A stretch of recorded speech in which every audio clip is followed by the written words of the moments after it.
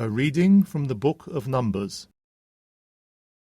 Miriam, and Aaron too, spoke against Moses in connection with the Cushite woman he had taken, for he had married a Cushite woman.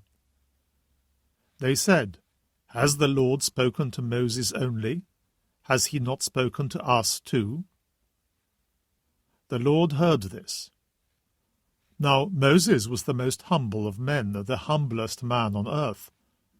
Suddenly the Lord said to Moses and Aaron and Miriam, "Come, all three of you, to the tent of meeting." They went, all three of them, and the Lord came down in a pillar of cloud and stood at the entrance of the tent. He called Aaron and Miriam, and they both came forward. The Lord said, "Listen now to my words. If any man among you is a prophet, I make myself known to him in a vision, I speak to him in a dream. Not so with my servant Moses. He is at home in my house. I speak with him face to face, plainly and not in riddles. Michael Daddy put it deeper up. And he sees the form of the Lord. How then have you dared to speak against my servant Moses?" The anger of the Lord blazed out against them. He departed, and as soon as the cloud withdrew from the tent, there was Miriam, a leper, white as snow. Aaron turned to look at her. She had become a leper. Aaron said to Moses, "Help me, my lord. Do not punish us for a sin committed in folly of which we are guilty. I entreat you, do not let her be like a monster, coming from its mother's womb with flesh half corrupted." Moses cried to the Lord. "O God," he said, "please heal her, I beg you."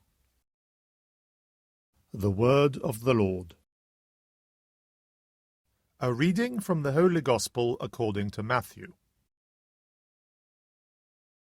Jesus made the disciples get into the boat and go on ahead to the other side while he would send the crowds away. After sending the crowds away, he went up into the hills by himself to pray. When evening came, he was there alone, while the boat, by now far out on the lake, was battling with a heavy sea, for there was a headwind.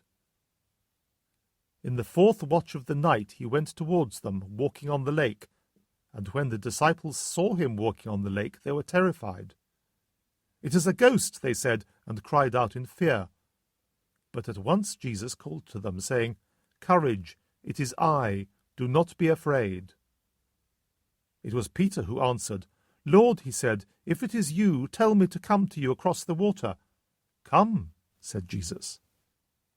Then Peter got out of the boat and started walking towards Jesus across the water, but as soon as he felt the force of the wind, he took fright and began to sink. "Lord, save me!" he cried. Jesus put out his hand at once and held him. "Man of little faith," he said, "why did you doubt?" And as they got into the boat, the wind dropped.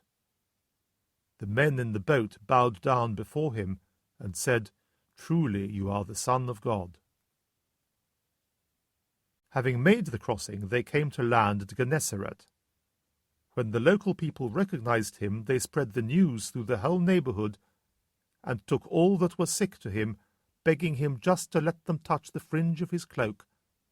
And all those who touched it were completely cured. The Gospel of the Lord.